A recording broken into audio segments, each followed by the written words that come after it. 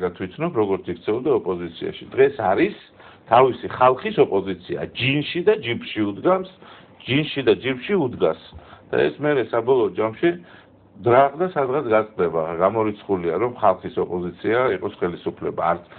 არ არსებობს. არც ნორმალურ და არც არანორმალურ ქვეყნებში. ისევ 70 წელიწადი ხალხის ოპოზიცია იყვნენ კომუნისტები აბავენ. ხალხის ოპოზიცია იყვნენ მხოლოდ და მხოლოდ პოლიტიკური. ჩინელები დღესაც ხალხის ოპოზიცია არიან. პოლიტიკური კუთხით. ესენი ეკონომიური კუთხით, სოციალური, ეს აქ სფერო არ არის, სპორტში, ხალხის ფეხბურთში რაც ხდება, ეს არის შენი Google შემატკივრების ოპოზიცია ხარ. მეტი არაფერი არ არის რა. მე ვიძახი ხელისუფლების მხრიდან რა ხდება. რა ვიცი, სხვა სპორტებს აღარ ვიცი, უბრალოდ მაგალითები გვაქვს და იმიტომ და მაყურებლებს მინდა თქო ეხლა რომ ცოტა ხანი დარჩენ ჩვენ ტელეეკრანებთან ყველაზე საინტერესო ამბავი. ეხლა აქედან დავიწყოთ. ეხლა აქ. ზეკვა იქით. თუ ეხლა 10 ზარიდან 8 მაინც მაგრად გვაგინა, ну დავანებოთ. ჩავთვალოთ რომ საქართველოს ძინავს. საქართველოს ძინავს, ხო. ანონიმურობა რომ დავიცვათ თან. სატელეფონო წიგნთან დაკავშირებით შემოрамაც. ჩვენც კი არა. ცოტა მეტმა რომ დაიძინოს, მინდა 1-2 წუთი მოვიგო. სატელეფონო წიგნთან დაკავშირებით ამ სტატისტიკით შეპყრობილ ადამიანს გამახსენდა სკოლის წლები. ერთხელ ხიარულსა და საზრიანთა კლუბში, პირველ სკოლელთა არსენალში შევიტანეთ ასეთი კითხვა, რომელი წიგნი გამოცემული თბილისში ადასტურებს ქართველი ხალხის ინტერნაციონალურ ბუნებას ყველაზე უკეთ. აღარ მახსოვს რა გვიპასუხეს, ჩვენი პასუხი ასე იყო, რომ ეს გახლავთ თბილისის სატელეფონო წიგნი, რომელშიც არის 4 ბაგრატიონი და 29 არუთინოვი. ეხლა არ დამეზარა და ამ დროს გადავთვალე რა მოხდა აი გამლილი 40-45 წლის განმავლობაში როგორ იცოდა. ადაბო ნახეთ ესე იგი, ხო? ნახე ბაგრატიონები და არუთინოვები ესე იგი ეხლა 29 უკვე ბაგრატიონია. არუთინოვია 122. ისე რომ კლავ რჩებით ინტერნაციონალისტები, რაც მინდა მიულოცო ჩემს თანამემამულეებს. ეხლა ჩვენ სულ ვარ ყოფით ლაპარაკობთ, რომ გვაგინებენ 10 ზარი იქნებიან. 10 ზარი გავაკეთოთ და გამოვაცხადოთ წურჩესვენება. კი ბატონო. მოვილაპარაკოთ. ბავშვებო, დავიწყეთ, აი გადაშლილი მაქვს, ნომერს არ დავიკითხავ. აი. აჰა, კი ბატონო. არა, ფორმალურად უნდა აიღო. იცოდა 68-ზე, ხო? კი ბატონო. ეხლა თუ გვიყურებ და ვინც მაგას ხელი დაადო ჩემს. არა, შენ შესაძლოა. გავიდა. პირდაპირ. გამარჯობა, ქალბატონი ეთერი ვგანდებით? დიახ. ხო არ გაგაგვიძეთ ქალბატონო ეთერი? არა. მე მოგესალმებით გადაცემა საკანი ნომერი 5. მე ვარ ლევან გაჩეჩილაძე, გიას ძმა. კი. ეხლა თქვენ ხართ პირდაპირ ეთერში. ხო არ დაიბენით, ერთი კითხვა მინდა კითხოთ. შეიძლება? დიახ, გისმენთ. თქვენი საზრით, ქალბატონო ეთერი, ოპოზიციას უფრო მჭიდრო ფინანსური კავშირი აქვს რუსეთთან თუ ხელისუფლებას? ვაიმე, მაგას ვერ გეტყვით. კარგი, ძალიან დიდი მადლობა. გადავჭი. ხო ერთი ამ თავის თავში ხელისუფლება. იგივე ადგილი. სულგანია.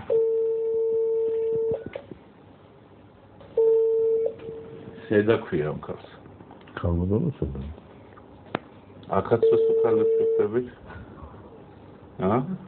ეხლა კაცი აიღებს და შედა გინდა. დიდი ჩაქუჩი დამოვა. ალო? გამარჯობა, ქალბატონი შედა ბრძანდებით? არა გინეცვალე. თქვენი სახელი თუ შეიძლება? და ვინ გინდა თქვენი? მე ქალბატონო, მე გახლავართ ლევან გაჩეჩილაძე. დიახ.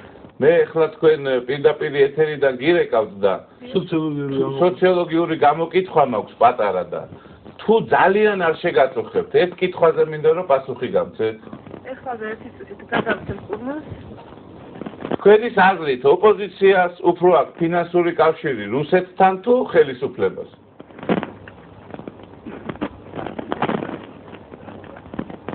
შეგიძლიათ პასუხი არ გამცეთ, თუ არ გაქვთ პასუხი? ალო. დაბნეული საქართველო. დავიდეთ. აი ყველამ გაფეთს რა ხო ხედავთ? კი ბატონო. შეიძლება ასეთი განაცვლელი ბაბურის სახელზეა ტელეფონი. ალო, ღამე მშვიდობისა ქალბატონო, ბოდიში ძალიან გვიან გირეკავთ? ვინ წამდებით? ქალბატონო, მე ვარ ლევან გაჩეჩილაძე. მაესტროს პირდაპირ ეთერიდან გირეკავთ და თუ ნებას დამთავრთ ერთ კითხვას დაგისვამ. გისმენთ ბატონო. ქალბატონო, თქვენი საზრით ოპოზიციას უფრო მჭიდრო ფინანსური კავშირი აქვთ რუსულ ფულთან თუ ხელისუფლებას? ვერ გიპასუხე. ვერა, ხო? უკაცრავად ესოდენ გვიან დარეკვისათვის. ბოდიში. მე ანგარიში არ გახსილა 0-0-ია. ხო, ნიჩეზე მიდივარ კიდე.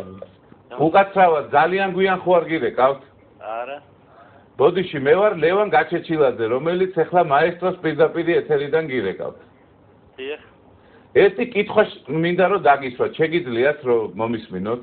კი ბატონო. თქვენის აზრით, ოპოზიციას უფრო მჭიდრო ფინანსური კავშირი აქვს რუსეთთან თუ ხელისუფლებას? რა თქმა უნდა ხელისუფლებას. ძალიან დიდი მადლობა. ძილინებისა და დაგიმარჯვოთ ღმერთმა. დავით. აი კაცი. დიახ, გისმენთ. შეიძლება რომ ერთი კითხვა დაგისვათ? დიახ, შეიძლება. თქვენის აზრით, ქალბატონო, ოპოზიციას უფრო მჭიდრო ფინანსური კავშირი აქვს რუსულ ფულთან თუ ხელისუფლებას? შეგიძლიათ პასუხით არ გამცეთ. ოპოზიციას რო არ აქვს მჭიდრო კავშირი, ამაში დარწმუნებული ვარ. ძალიან დიდი მადლობა და ძილინებისა. ესეთ ნომერი ნეპტუნად არ მინახი.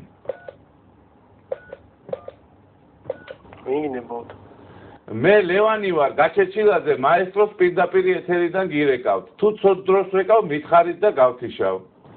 არა, როგორ იგადრებო პატრონზევან. შეგიძლიათ რომ ეს კითხვაზე მიპასუხოთ? დიახ. რა ხალხია ქართველები, მასპინძელო და როგორ გეკადრება, შეიძლება ძინავს კიდევაც. თქვენის აზრით, ოპოზიციას უფრო მჭიდრო ფინანსური კავშირი აქვს რუსულ ფულთან თუ ხელისუფლებას?